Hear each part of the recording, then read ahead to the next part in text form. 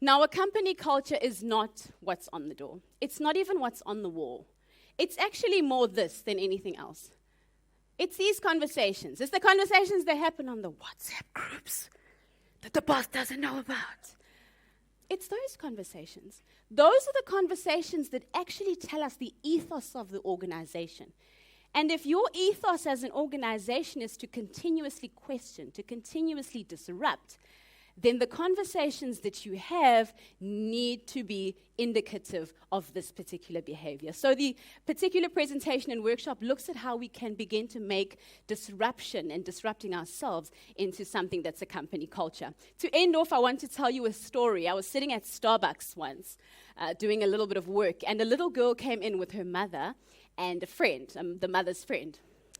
And she was eating a cinnamon bun. It looked so delicious. Not that I was eyeing her cinnamon bun, but it did look delicious. And she bit into it. She had this smile on her face. And she said, "Mom, this is the best day of my life."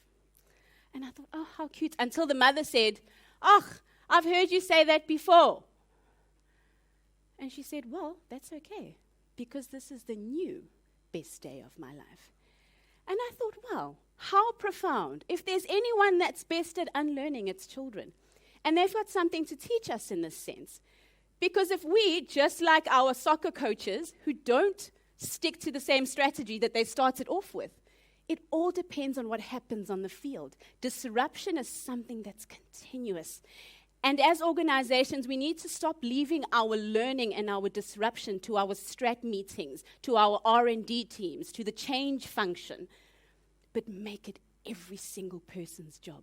And that's when it becomes a company culture, to have a new best day every now and again. It starts off with intended ignorance.